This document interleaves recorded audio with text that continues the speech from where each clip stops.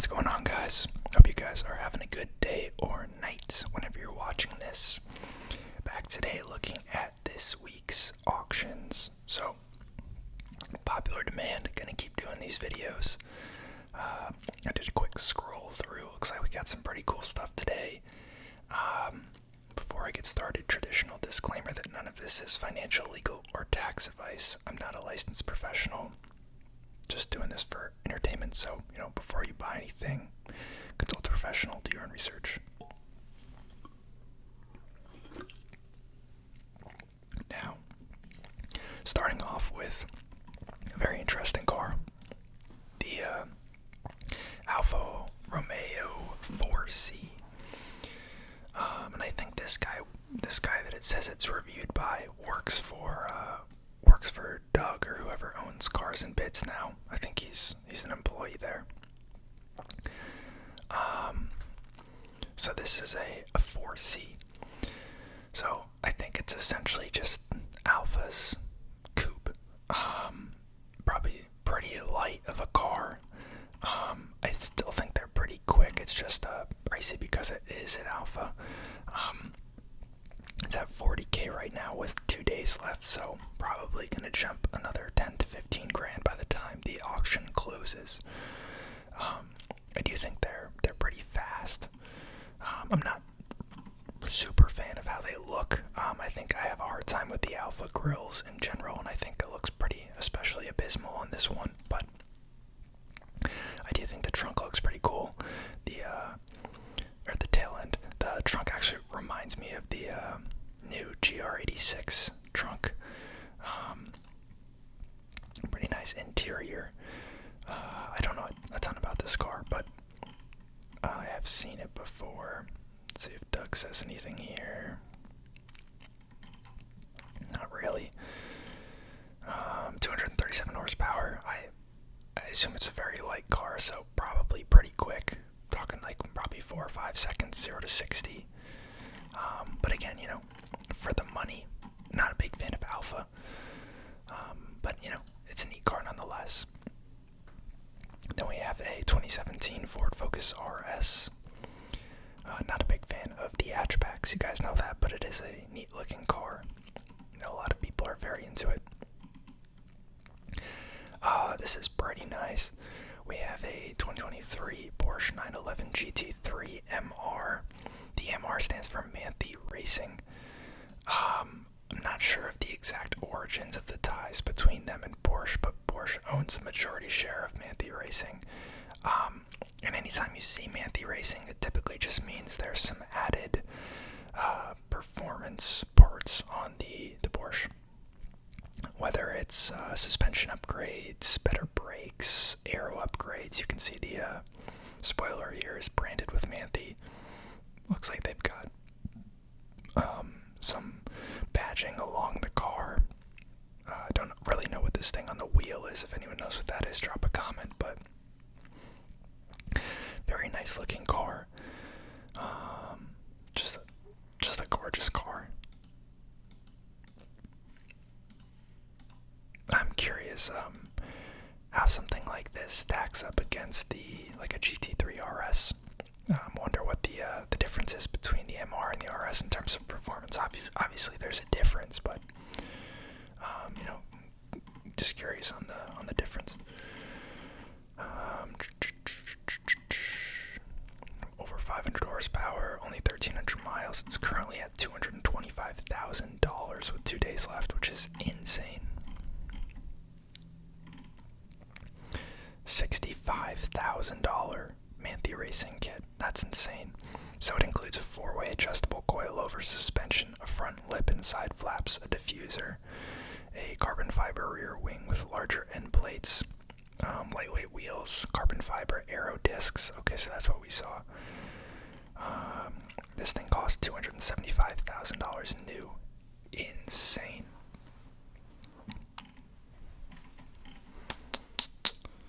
Yeah, I mean it's kind of hilarious to see such expensive cars on here and people just like casually bidding on them. But very neat car. this is quite the monstrosity here. I've never really been a fan of lifted trucks.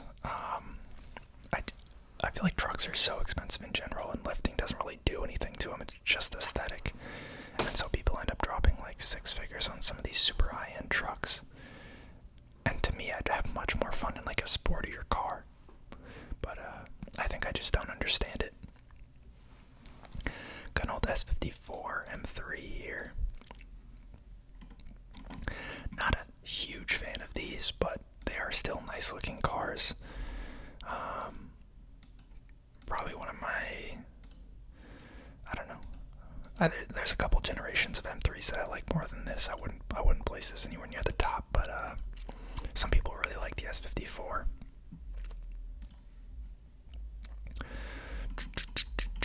Got an Audi Q5. Sorry, I had to pause that for a second because someone's outside with some subwoofers or something going crazy. Got an Audi Q5 here. S-Line package, off-road modifications. Actually looks pretty nice.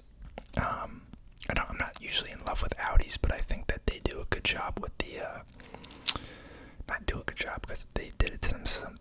They did it themselves, but I think off-road Audis can look pretty neat. Again, nothing crazy about this. Probably wouldn't do it myself, but I also just don't go off-roading much. But it's a nice looking car. Got a 2013 BMW M5 executive package. Nice looking car. I think the executive packages are they always long wheelbase? Can't remember. If you guys know, drop a comment. But nice looking car. Let's hop inside here. I always get a kick out of the executive interiors. Not a fan of those seats though. Wow.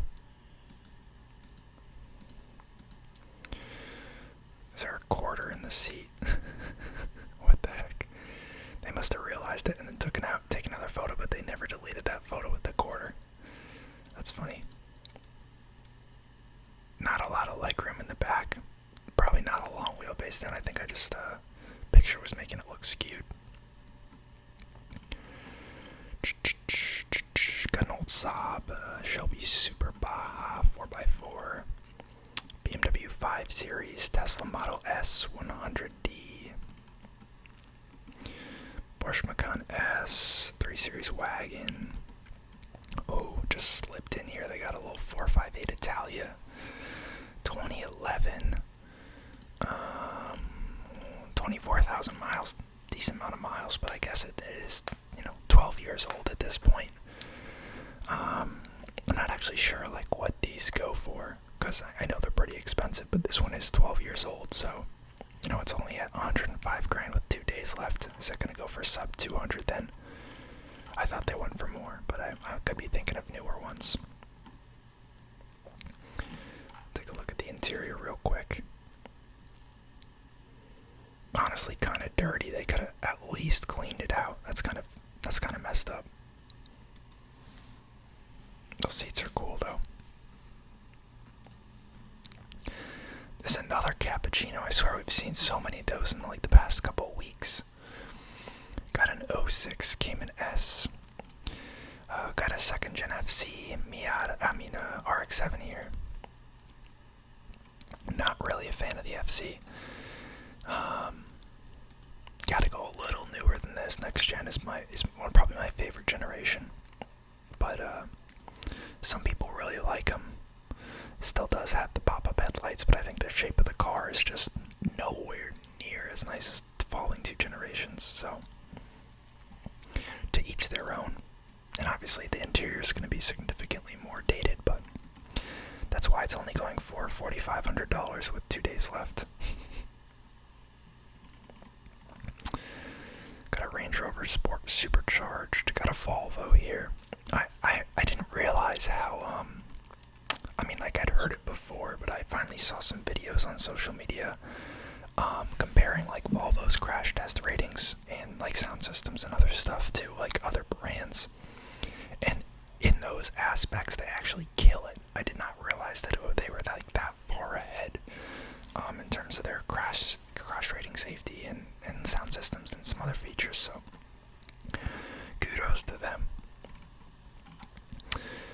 C8 here.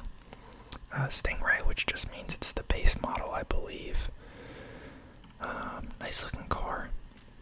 I have mixed feelings on the Corvettes. Don't really like this interior like wall. I know some cars like to do that. But 56 grand, 2 days left. Probably other things I would buy for the money that's gonna go for. Got a Lexus ISF. I don't know if I've talked much about Lexus. I mean, I don't know a ton about them, but the F here, that just means flagship or like F Sport.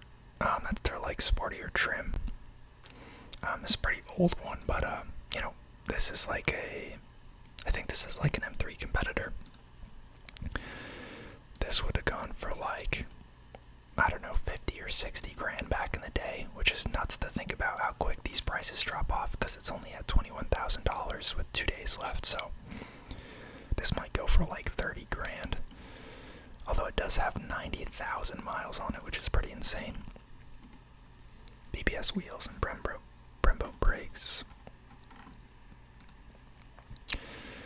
Pretty dated interior. It is an automatic. I like some of the Lexuses. Some of the newer ISs I think look pretty nice, but I don't think I'd ever be compelled to buy one. Got an X3 there. Got a 911 Targa GTS. Got a Pontiac Aztec Rally, which I don't think I've ever seen before. Or maybe I have, but that's weird. It's got like a center console cooler, which I guess for a 2003 was pretty cool. Got a really old R31 Skyline here. Not really a fan of these. It's a little too old for my taste, too boxy. But you know, cool nonetheless. Only at 5,500. 2 days left. Got a Land Cruiser. Got a 911.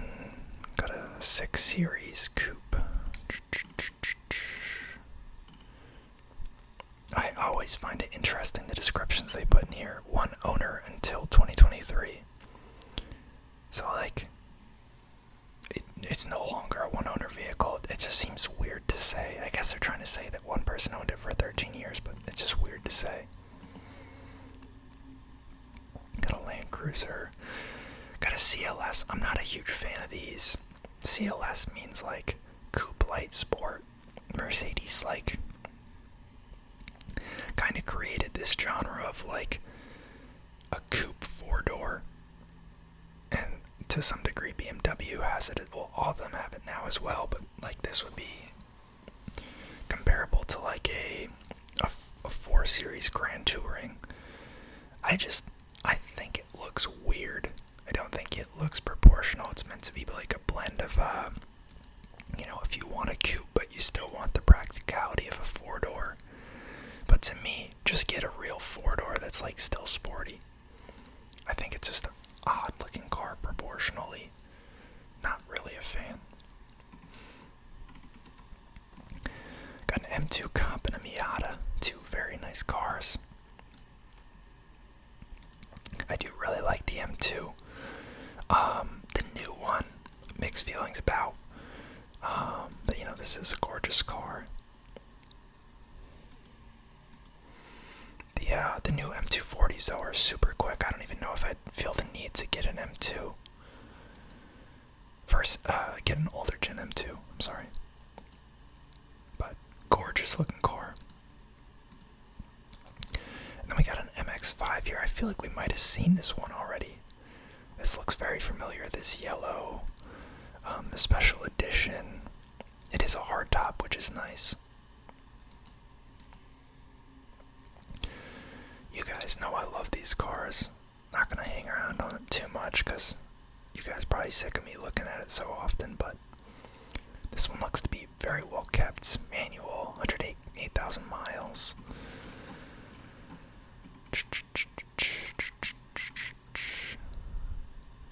Gorgeous.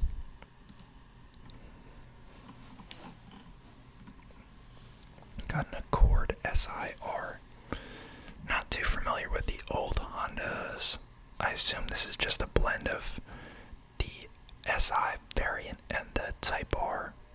So it'd be like sport injection racing. But don't quote me on that. Got a Corvette here. Is this a C6? Sometimes I get my generations mixed up. Yep, C6, okay. Just gotta fact check myself sometimes. I actually like these a lot. I don't think I'd get one, but this is like the classic. When I think of a midlife crisis car, this is the car that I think of. And that's not, I don't mean that in a derogatory way, because it's a very nice car, but for some reason, when people have, a midlife crisis and they buy an expensive sports car, they love going with Corvettes. I don't know if it's just like the more budget-friendly way to get into like a high-horsepower sport car versus like a luxury vehicle from a European manufacturer, but that's just like always their go-to. Got a 3 Series wagon, got a C32 AMG, got an X3 M40i, Jeep Wrangler, got an 04 M3, another S54 here. Again, not crazy about these. Just okay to me. Got a Z4. I talked about those in the last video, so not going to spend too much time on it, but I'm just really not a fan of how the lines are drawn. Just looks like a weirdly shaped car to me. The grill looks weird, the back looks weird, from the side. Just not a fan of BMW Zs. Got a Model Y, a 350Z. I used to be a lot bigger fan of the 350s and 370Zs than I am now. I think they're probably just not what I'd be looking for in a sports car.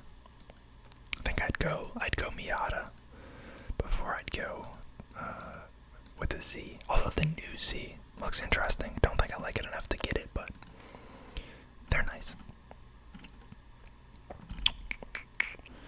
This is a nice color on this M3 here. Vintage racing green. It's a wrap. Interesting. I do like the British racing green. That's like a big BMW color. This one's like a tad brighter than British racing green, I think. Very nice looking car though.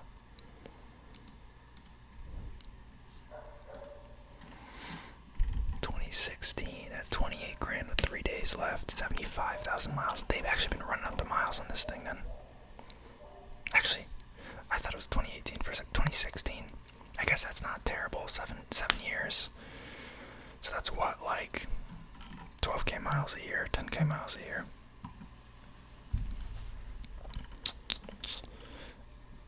XM. I don't think I've talked about these before yet. These things are interesting. Personally, not a fan of how they look. Think they're kind of ugly.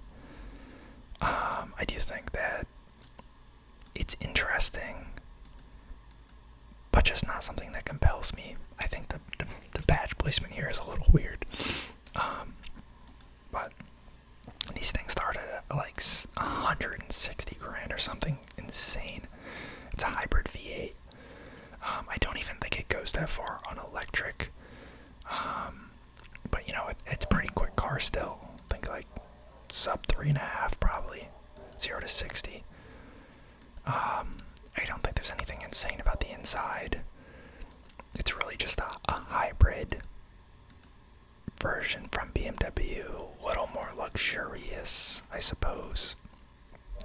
It's only at 80 grand with 3 days left. And it only has 5,000 miles. So, not looking great for this listing. I don't think they get very good MPG for a hybrid, but again, it's a massive car, and it's like a 644 horsepower V8 at the end of the day, so what else are you going to expect, really?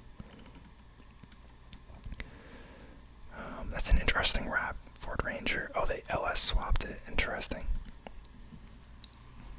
Titled for street use. I guess it was not a street use car originally. Interesting. Pretty wild wrap. Looks like they cut away most of the bed there.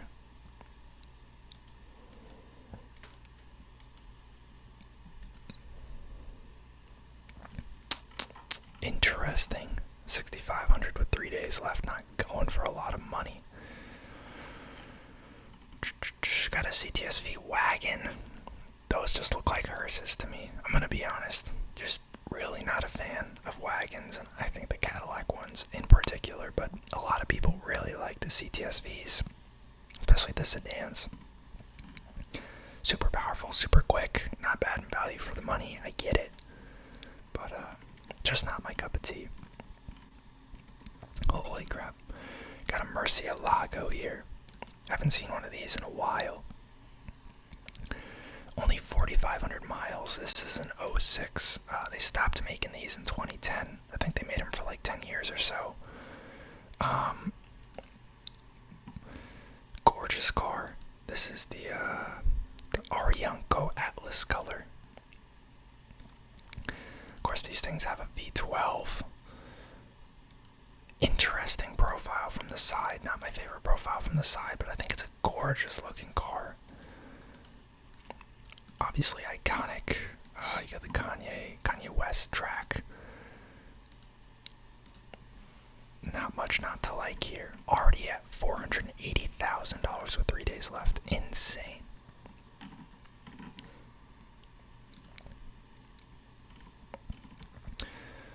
Got a lot of unique stuff this time around. Don't think I've talked about Rough yet either. So Rough is essentially a company that takes like stock Porsches and makes them like bespoke, custom everything. They'll change the looks, they'll upgrade the performance, they'll tune it, they'll swap out parts, they'll add their own custom touches. A lot of times they'll like make them more wide-bodied, and they're like actually not like Porsche actually likes them, is my understanding. But they actually like are a manufacturer. I think Porsche delivers the cars directly to them, and they'll like literally re-VIN the car and sell it as like an actual Rough model. But they go for an insane amount of money, and this one's at 300 grand with 4 days left. I wouldn't be surprised if this goes for like $500,000. It's really cool. They made the CTR Yellowbird, if you guys have heard of that. That was one of their big earlier models, I think. But I have a really hard time justifying the price. But it's really cool, really unique. Got a Model S Plaid. Got another Stingray, another C7, I think. C7.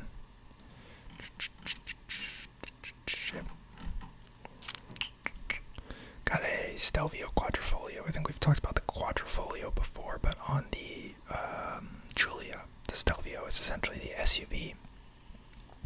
Again, the Quadrifoglio is essentially their performance trim. It's that little 4-leaf clover there.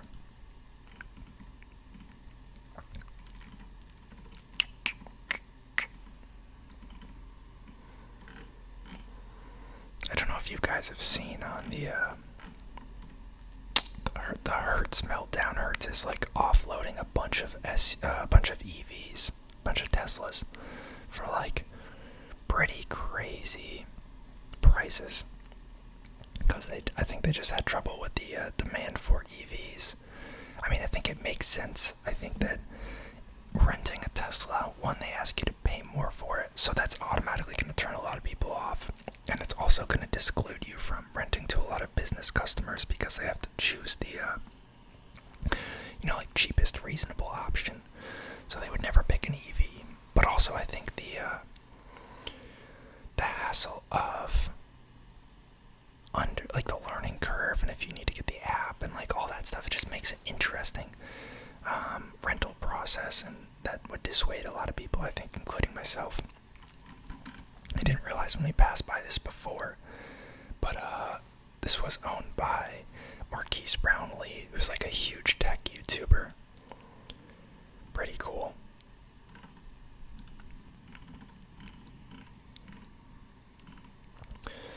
Got 2016 M5. Long range Tesla.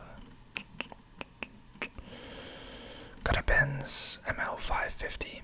ML's like the old name before they converted. So this ML stands for like mid-sized luxury. So I think this is considered an M class. But now this would be like a GLE, which GL is like denotes the SUV, and E is like E class. Don't really like these. They look a little too beefy for my taste. Not as slender as I would like in my SUVs, but still nice cars.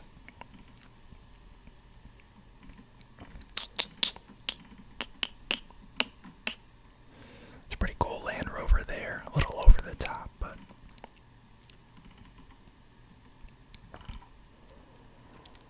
got another Mercedes wagon here. Again, looks like a hearse to me. Not a fan. Got 2011 Turbo S.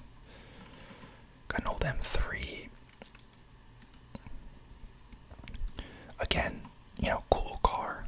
Respect it from a historical point, but definitely not one of my favorite generations of M3s.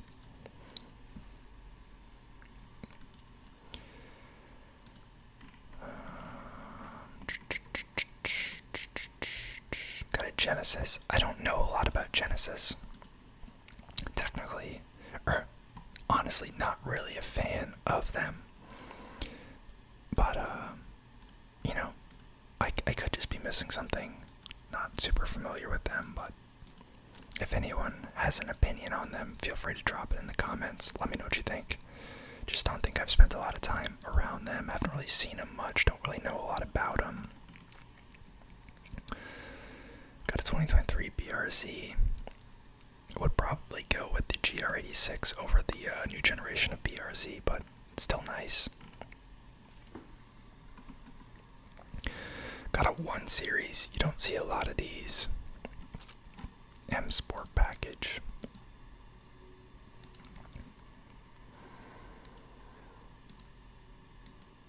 I think they look nice. I don't think I'd get one, but definitely still respect it. I just think the 2 Series is a better looking car if you want that kind of small profile. Got the Cadillac Lyric. I believe this is Cadillac's SUV in the EV space. Don't really know much about it, to be honest. 340 horsepower EV crossover. It is rear-wheel drive.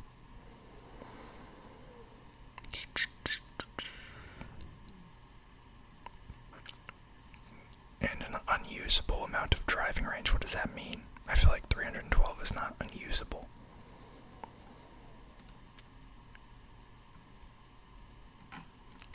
Interesting. Okay. 47 grand with 5 days left. That's actually a pretty decent amount of money. Got an old 3 Series. Got a GLE here.